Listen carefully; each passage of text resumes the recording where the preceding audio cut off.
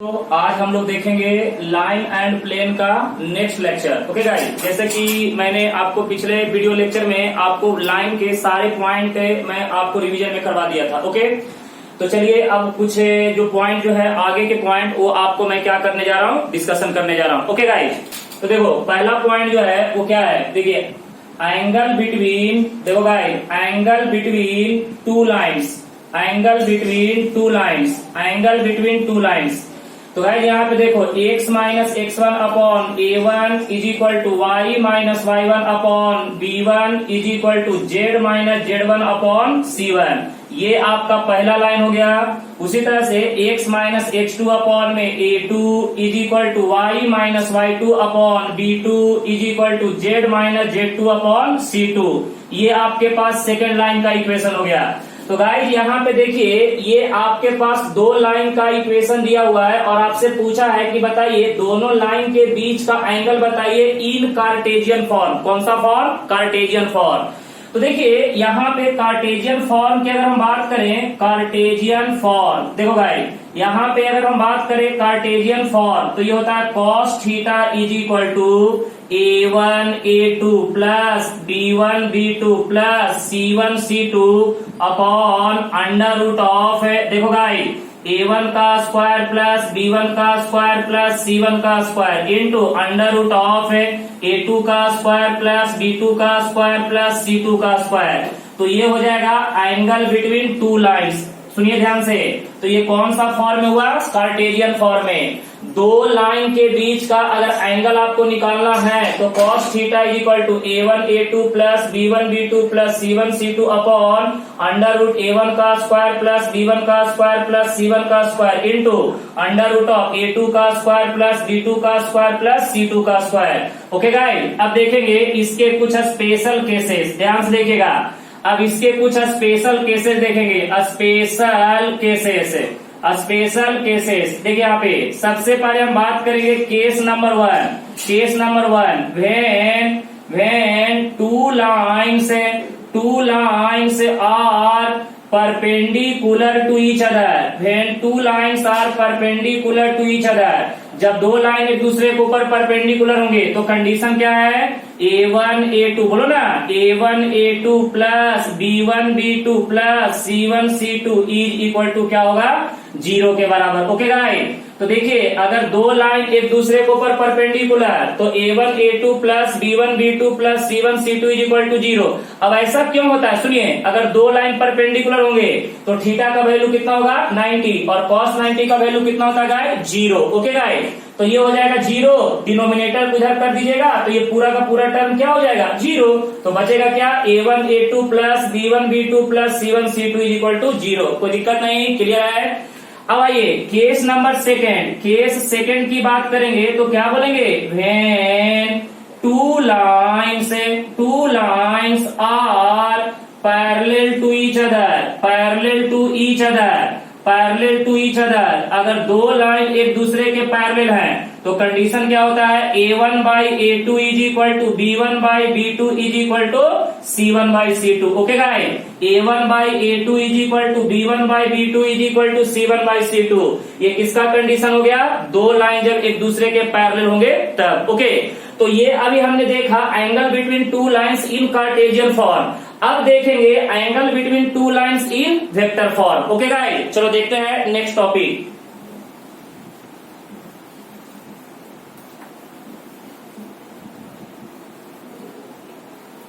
अब देखिएगा next topic जो है angle between two lines, angle between two lines, angle between two lines in vector form, in vector form. तो चलिए आपको पहले पता होना चाहिए कि लाइन का वेक्टर फॉर्म क्या है। तो vector r is equal to a1 vector plus lambda times of b1 vector, right guys? ये पहला लाइन का इक्वेशन।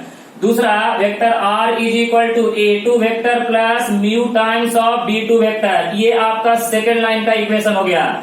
अब यहाँ पे बात करेंगे एंगल बिटवीन टू लाइन्स, तो cos theta is equal to क्या होता है? b1 vector dot b2 vector upon B1 vector का मैग्नीट्यूड इंटू B2 वेक्टर का मैग्नीट्यूड। तो यहां से थीटा का वैल्यू निकालेंगे तो कॉस इनवर्स ऑफ क्या होगा, B1 vector dot B2 vector upon यहाँ पे B1 वेक्टर का मैग्नीट्यूड इंटू B2 वेक्टर का मैग्नीट्यूड। ओके गाइस, तो ये निकल गया angle between two lines in vector form. अब इसी का देखेंगे स्पेशल केसेस। ओके गाइस, चलो देखो यहाँ पे स्पेशल केसेस देखिएगा ध्यान से, अच्छे तरह से नोट कीजिएगा। कहीं पे डाउट्स होगा तो आप मुझे व्हाट्सएप पे या पर्सनल कॉल करके पूछ सकते हैं। स्पेशल केसेस देखिए यहाँ पे, case number one when two lines are perpendicular to each other, जब दो लाइन एक दूसरे के ऊपर परपेंडिकुलर होंगे तो कंडीशन क्या है, B1 vector dot B2 vector is equal to क्या हो जाएगा, 0 के बराबर। आप लोग ऐसे ही पढ़े होंगे ना जी कि जब दो वेक्टर एक दूसरे के ऊपर परपेंडिकुलर होते हैं तो डॉट प्रोडक्ट क्या होता है, 0 के बराबर। वही बात है यहाँ पे B1 vector dot B2 vector is equal to क्या होगा, 0 के बराबर। ओके गाइस, अब देखिए केस नंबर सेकंड की बात करेंगे। Case number second, when two lines are parallel to each other, अगर दो लाइन एक दूसरे के पैरेलल होंगे तो कंडीशन क्या है। अच्छा ये बताइए, आपको फिजिक्स में सर लोग पढ़ाए होंगे कि दो वेक्टर अगर एक दूसरे के पैरेलल हैं तो कंडीशन क्या होता है। जब दो वेक्टर एक दूसरे के पैरेलल हैं इसका मतलब कि first vector is equal to some scalar into second vector. General यही बोलते हैं ना कि अगर दो वेक्टर पैरेलल हैं तो पहला vector is equal to some scalar into दूसरा वेक्टर। तो यहाँ पे भी वही कंडीशन होगा, B1 vector is equal to some scalar lambda into क्या हो जाएगा, B2 वेक्टर, यानी B1 vector is equal to lambda times of B2 vector. Clear है गाइस? तो यहां तक आप लोगों को कोई डाउट तो नहीं है, क्लियर है? तो मैंने आपको 2 पॉइंट कवर कर दिया, angle between two lines in Cartesian form, angle between two lines in vector form. दोनों केस में हमने क्या देखा, स्पेशल केसेस देख लिया, पैरेलल के लिए देखा, परपेंडिकुलर के लिए देखा। ओके गाइस, चलिए अब नेक्स्ट पॉइंट अब आपको मैं डिस्कशन करने जा रहा हूं, ध्यान से देखिएगा।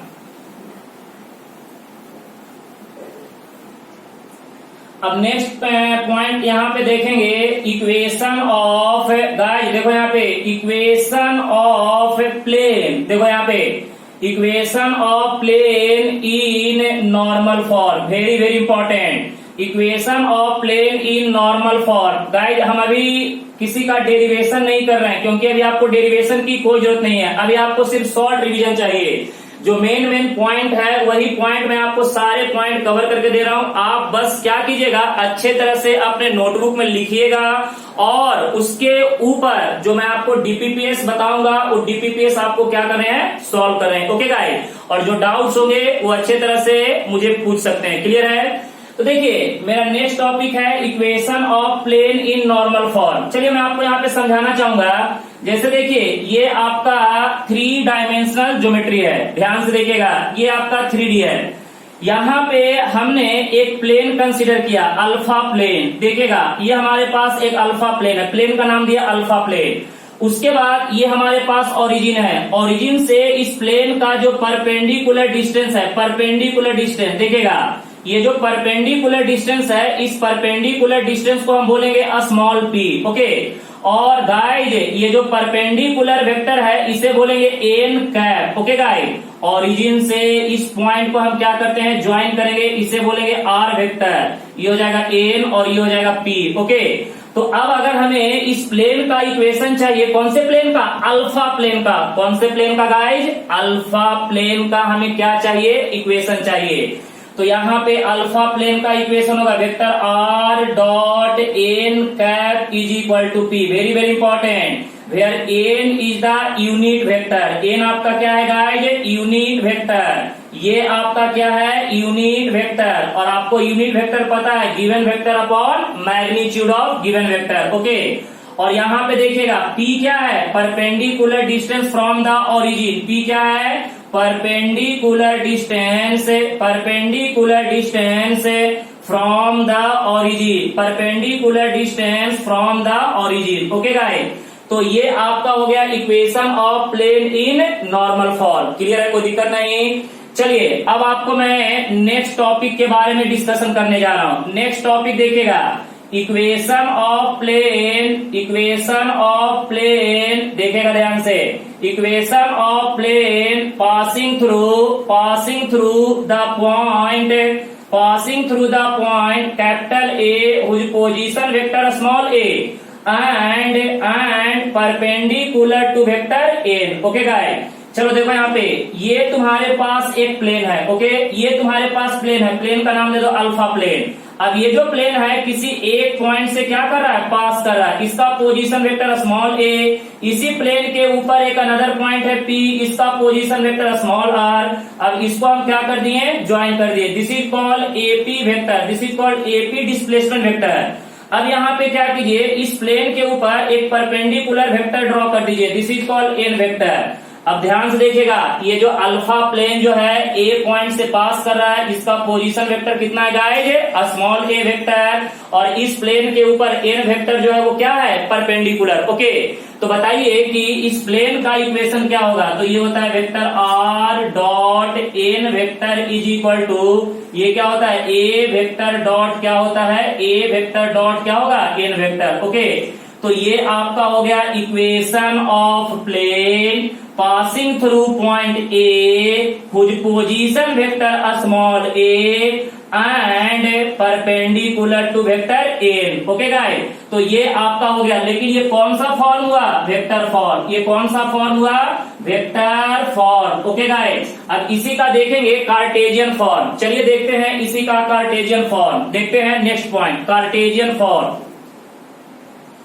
नेक्स्ट पॉइंट देखिएगा गाइस, यहाँ पे अब हम बात करेंगे कार्टेशियन इक्वेशन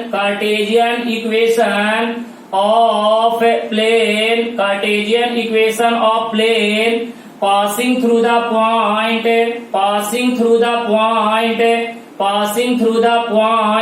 कौन सा पॉइंट बोलो ना, capital A x1, y1, z1 and having direction ratio. देखिए यहाँ पे direction ratio a, b, c।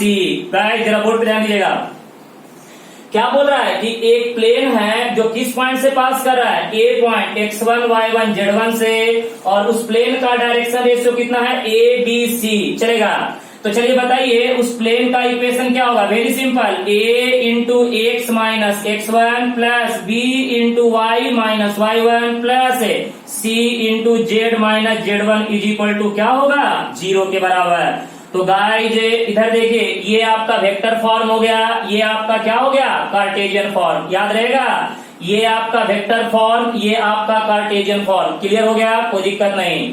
चलिए अब नेक्स्ट टॉपिक के बारे में हम आपको बताने जा रहे हैं। अच्छे तरह से समझते चलिएगा, एक एक पॉइंट नोट करते चलिएगा, कहीं पे डाउट्स होगा तो आप मुझसे पूछ सकते हैं। चलिए नेक्स्ट टॉपिक के बारे में हम डिस्कशन करेंगे, जिसका नाम है इक्वेशन ऑफ प्लेन। सुनिए, equation of plane passing through the point,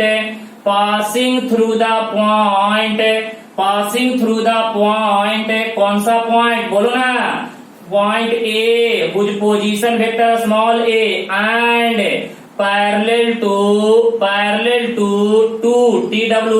to non parallel vector vector b and vector C. Okay guys जरा समझिएगा, क्या बोल रहा है, इक्वेशन ऑफ प्लेन, हमें प्लेन का इक्वेशन चाहिए कब, वो प्लेन किसी पॉइंट ए से पास कर रहा है जिसका पोजीशन वेक्टर स्मॉल ए है, और वो प्लेन सुनिए, वो प्लेन बी वेक्टर और सी वेक्टर के पैरेलल है, बट बी वेक्टर और सी वेक्टर आपस में पैरेलल नहीं है। गाइस यहाँ पे कंफ्यूजन नहीं होना है, बी वेक्टर और सी वेक्टर आपस में पैरेलल नहीं है, बी वेक्टर और सी वेक्टर के पैरेलल में कौन है, प्लेन है। ओके गाइस, ये ध्यान रखिएगा। चलिए मैं आपको डायग्राम ड्रॉ करके और क्लियर करता हूं। जैसे देखिए, ये हमारे पास एक अल्फा नाम का प्लेन है, अल्फा नाम का प्लेन है। ये जो प्लेन है किसी पॉइंट ए से पास कर रहा है, इसका पोजीशन वेक्टर स्मॉल ए है, और इस प्लेन के ऊपर एक अनदर पॉइंट है पी, इसका पोजीशन वेक्टर स्मॉल आर है। अब यहां से इसको ज्वाइन कर दिए तो ये कौन सा वेक्टर बना, एपी वेक्टर। ओके गाइस, अब देखिए यहाँ पे ये हमारे पास कौन सा वेक्टर हो गया, सी वेक्टर, ये हमारे पास कौन सा वेक्टर हो गया, बी वेक्टर। अब जरा ध्यान से देखिएगा, बी वेक्टर और सी वेक्टर ये आपस में पैरेलल नहीं है, लेकिन प्लेन के क्या हैं, पैरेलल हैं। तो गाइस यहाँ पे आप एक बात ध्यान से सुन लीजिए, कभी भी जेई में अगर आपको प्लेन का इक्वेशन का सवाल आता है तो आपको एक बात का ध्यान रखना है, आपको ये पता करना है कि आपका जो प्लेन है कौन से पॉइंट से पास कर रहा है और उस प्लेन के ऊपर कौन सा वेक्टर जो है वो परपेंडिकुलर है। मात्र दो चीज पता कीजिए, पासिंग थ्रू पॉइंट और परपेंडिकुलर टू वेक्टर। अगर ये दो चीज पता चल गया तो आप किसी भी प्लेन का इक्वेशन लिख सकते हैं, चाहे वो सवाल जेई मेंस का हो या जेई एडवांस का हो, कितना भी टफेस्ट सवाल क्यों ना है। अगर आप दो चीज पता कर लेते हैं, पासिंग थ्रू पॉइंट और परपेंडिकुलर टू वेक्टर, तो किसी भी प्लेन का आप इक्वेशन इजिली लिख सकते हैं। ओके, तो हम भी वही करेंगे। यहाँ पे पासिंग थ्रू पॉइंट तो पता है, लेकिन परपेंडिकुलर टू वेक्टर नहीं पता है।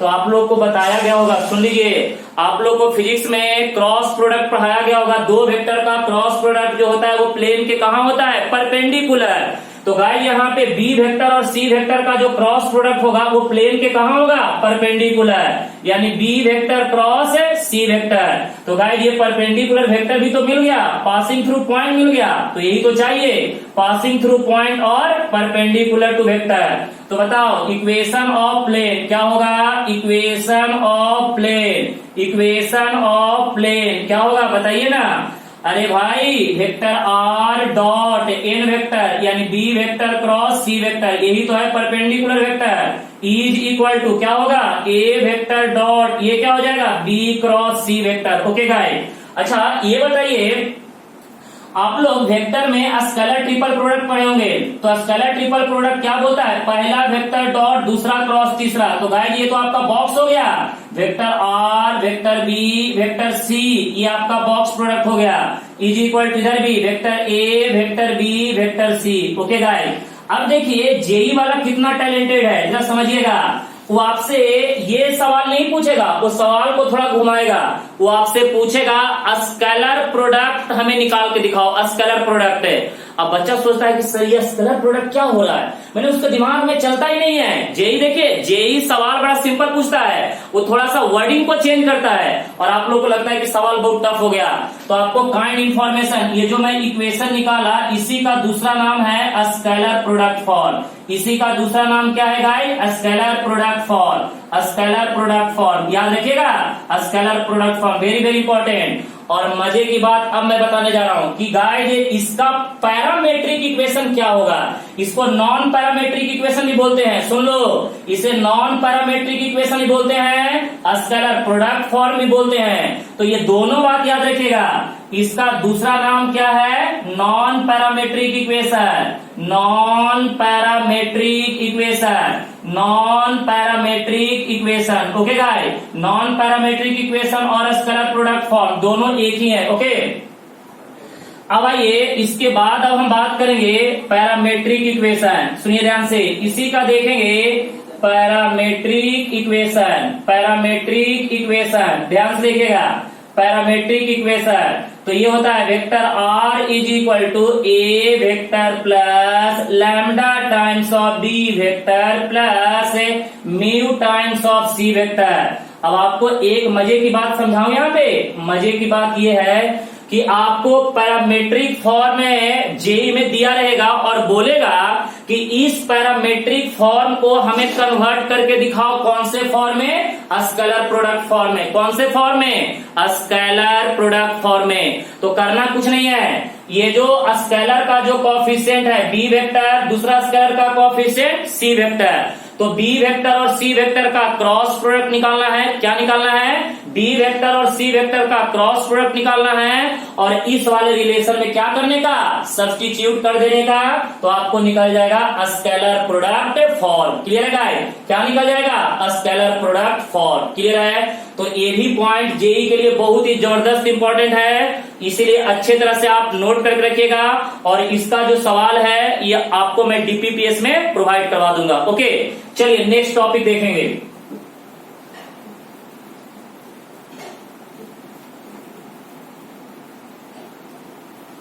चलिए नेक्स्ट पॉइंट अब हम डिस्कशन करने जा रहे हैं, जिसका नाम है, सुनिए, इक्वेशन ऑफ प्लेन। मजे लीजिएगा, equation of plane passing through देखो guys, passing through 3 non collinear points है, 3 non collinear points. Very very important भाई साहब, इस बार इसके ऊपर जेईई में सवाल पूछा गया था जनवरी के पेपर में, और बड़ा ही सिंपल सवाल था। जिस बच्चों को इसका फॉर्मूला, इसका कॉन्सेप्ट पता था, वो 30 सेकेंड के अंदर में सवाल का जवाब वो निकाल लिए थे। अगर आपको इसका कॉन्सेप्ट नहीं पता है तो फिर आपसे सवाल होने वाला नहीं है। तो गाइस पहले समझिए, इक्वेशन ऑफ प्लेन, हमें उस प्लेन का इक्वेशन चाहिए जो प्लेन कितने पॉइंट से पास कर रहा है, 3 पॉइंट से पास कर रहा है, लेकिन वो तीनों के तीनों पॉइंट क्या है गाइस, नॉन कोलिनियर। क्या है, नॉन कोलिनियर। नॉन कोलिनियर का मतलब समझ रहे हैं ना, यानी तीनों के तीनों पॉइंट जो है एक ही लाइन के ऊपर नहीं है। तो जैसा कि मैंने आपको इंट्रोडक्शन क्लास में बताया था कि प्लेन बनता कैसे है, 3 नॉन कोलिनियर पॉइंट से, 2 इंटरसेक्टिंग लाइन से, सरफेस से, यानी बहुत सारे मेथड के द्वारा हम प्लेन का फॉर्मेशन कर सकते हैं। तो यहाँ पे प्लेन का फॉर्मेशन करने के लिए कितने पॉइंट लिए गए हैं, 3 पॉइंट्स लिए गए हैं। वो तीनों के तीनों पॉइंट क्या है गाइस, नॉन कोलिनियर। क्या है, नॉन कोलिनियर। तो चलिए जरा ध्यान दीजिएगा, हम एक प्लेन कंसीडर करते हैं, this is called alpha plane, beta plane, जो भी नाम दे दीजिए।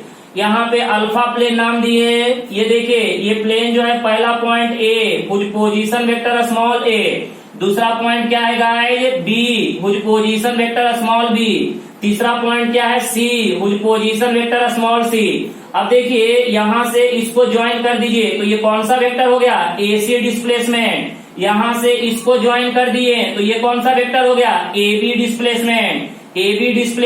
ये देखिएगा, इस प्लेन के ऊपर के कोई एक अनदर पॉइंट है, इसको बोलेंगे P, position vector small R, तो ये आपका हो गया AP vector.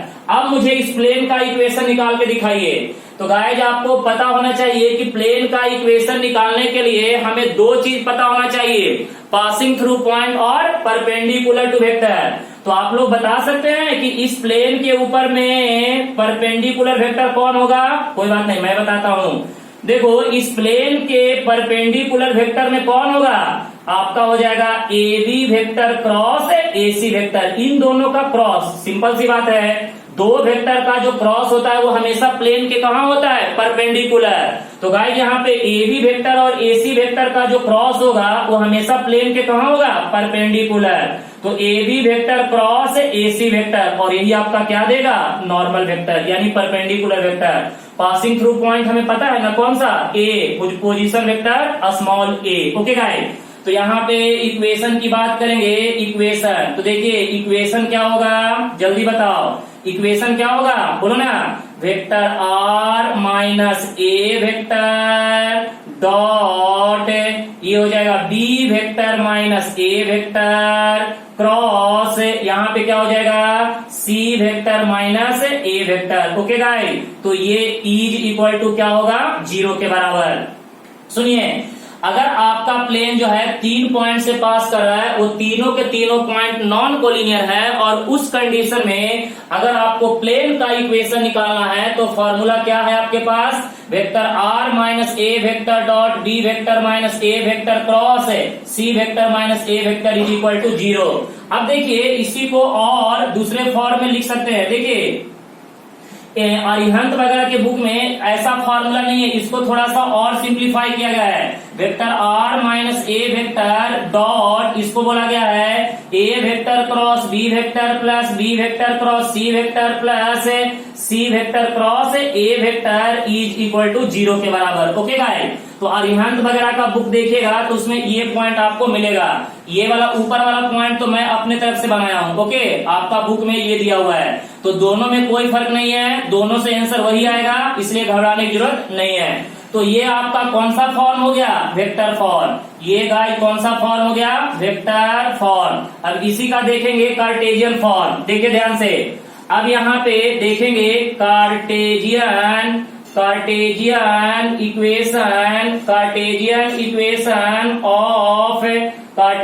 Equation of plane passing through the point A x1, y1, z1, b x2, y2, z2 and c बोलो ना x3, y3, z3। देन अगर आपका जो प्लेन है वो 3 नॉन कोलिनियर पॉइंट से पास कर रहा है, कितने? 3 नॉन कोलिनियर पॉइंट से, तो उस कंडीशन में इक्वेशन क्या होगा जरा बताइए? इन कार्टेशियन फॉर्म। तो इक्वेशन आपका क्या होगा ये देखेगा, डिटर्मिनेंट यहाँ पे देखिए x minus x1, y minus y1, z minus z1, उसके बाद देखेगा x2 minus x1, y2 minus y1, z2 minus z1, उसके बाद x3 minus x1, y3 minus y1, z3 minus z1 is equal to क्या होगा? 0 के बराबर। तो देखिए आपको इधर मैं बताया वेक्टर फॉर्म, इधर मैं आपको बताया कार्टेशियन फॉर्म। कब? जब आपका प्लेन कितने पॉइंट से पास करे? 3 नॉन कोलिनियर पॉइंट से। कितने पॉइंट से? 3 नॉन कोलिनियर पॉइंट से। ओके गाइस, चलिए अब नेक्स्ट टॉपिक के बारे में हम डिस्कशन करने जा रहे हैं। आइए नेक्स्ट टॉपिक देखते हैं क्या है।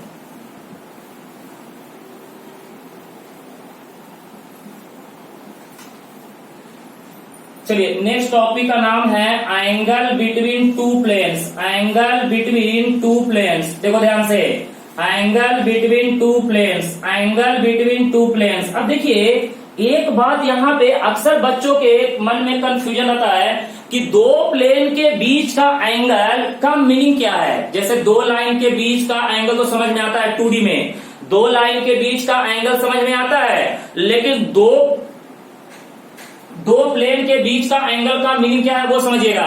दो प्लेन का एंगल का मतलब होता है उनके नॉर्मल के बीच का एंगल, समझ रहे बात? उनके नॉर्मल के बीच का एंगल। जैसे देखो यहाँ पे एक प्लेन ये हो गया हमारा अल्फा प्लेन, दूसरा प्लेन हमारे पास ये हो गया बीटा प्लेन। देखिए ध्यान से, ये हमारे पास हो गया बीटा प्लेन।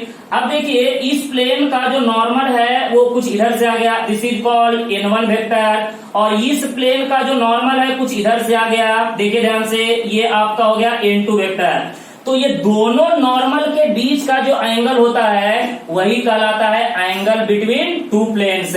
तो आज के बाद आपसे अगर कोई पूछेगा कि एंगल बिटवीन टू प्लेन्स का मीनिंग क्या है, तो आप बताइएगा angle between their normals, angle between their normals. तो यहाँ पे बोलेंगे angle between their normals, angle between their normals. Okay, अब देखेंगे कि दोनों प्लेन के बीच का एंगल का फॉर्मूला क्या है। तो गाइस यहाँ पे देखिएगा, पहला प्लेन का इक्वेशन मान लेते हैं r vector dot n vector is equal to p1, दूसरा प्लेन का equation r vector dot n2 vector is equal to p2। तो देखिए यहाँ पे cos theta is equal to ये होता है n1 vector dot n2 vector upon n1 vector का मैग्नीट्यूड इंटू n2 वेक्टर का मैग्नीट्यूड का होल मैग्नीट्यूड। ओके, तो यहाँ से theta is equal to cos inverse of क्या हो जाएगा n1 vector dot n2 vector upon यहाँ पे n1 वेक्टर का मैग्नीट्यूड इंटू n2 वेक्टर का मैग्नीट्यूड। तो ये आपका हो गया angle between two planes. Okay, तो आज के बाद आपसे कोई पूछेगा कि एंगल बिटवीन टू प्लेन्स का मीनिंग क्या है, तो सीधा जवाब दीजिएगा एंगल बिटवीन देयर नॉर्मल्स। वो दोनों प्लेन के नॉर्मल के बीच का जो एंगल होगा वही क्या कहलाएगा, angle between two planes. Okay, तो दोनों प्लेन के बीच का एंगल कैसे निकालेंगे, तो हमारे पास रेडीमेड फार्मूला है theta is equal to cos inverse of n1 vector dot n2 vector, दोनों नॉर्मल का डॉट प्रोडक्ट। उसके बाद क्या कीजिएगा, नीचे में पहला प्लेन के नॉर्मल का मैग्नीट्यूड, उसके बाद दूसरा प्लेन के नॉर्मल का मैग्नीट्यूड का क्या करिएगा, प्रोडक्ट कीजिएगा, तो ये आपका निकल जाएगा। ओके गाइस, कोई दिक्कत नहीं। चलिए इसी का स्पेशल केस देख लीजिए, यहाँ पे देखिएगा स्पेशल केसेस, स्पेशल केसेस समझिए। यहाँ पे नंबर 1 में व्हेन टू प्लेन्स, देखिए यहाँ पे two planes are perpendicular to each other, perpendicular to each other, जब दो प्लेन एक दूसरे के ऊपर परपेंडिकुलर, तो याद रखिएगा n1 vector dot n2 vector is equal to क्या हो जाएगा, 0 के बराबर। नंबर 2 में देखिएगा व्हेन टू प्लेन्स